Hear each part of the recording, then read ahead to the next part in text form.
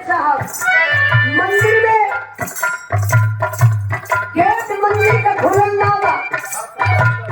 भक्त पहुंच गए हुआ परेशान हो उतावला हवे भक्त दावत बताहत बा कोई भोर हरियाली दिया तोरा जाग माई हो कोई भोर हरियाली दिया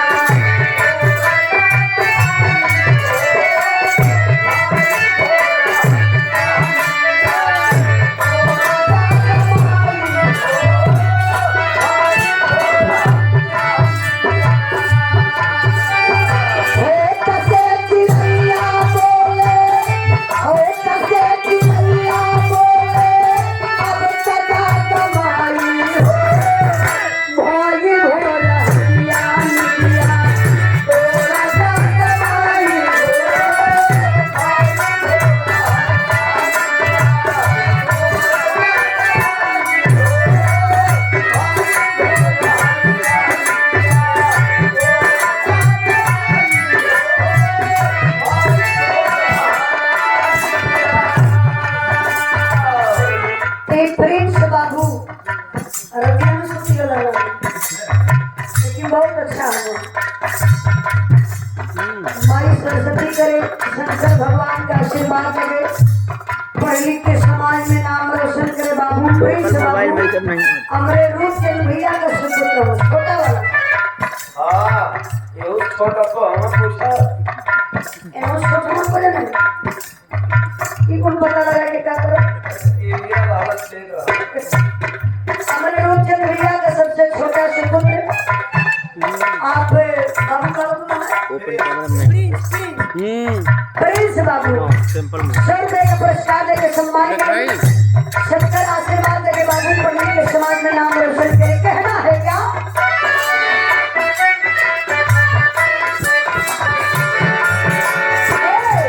भाग्य भोर हरियाली दिया तोरा जाग माई हो भाग्य भोर हरियाली दिया तोरा जाग माई हो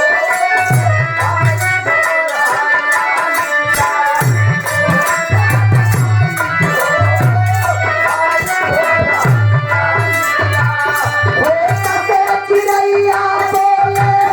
अब सजा कमाई हो चिड़ैया बोले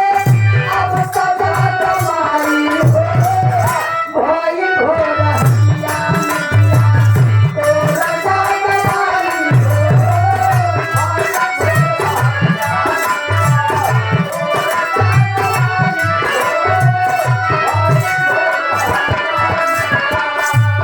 भक्त बतावत बा कि भोर हो गई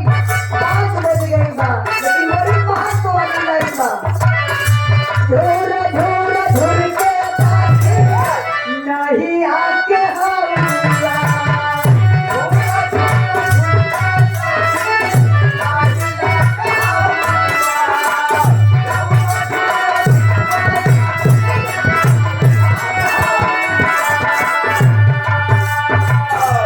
मुर्गा काव काव कौआ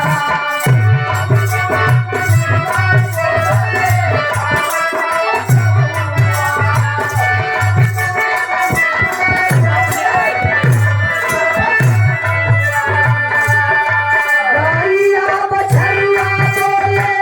घुंघरू बजाई हो गैया बछड़िया बोले घुंघरू बजाई हो भाई भोर हरियाली दिया तोरा जाग माई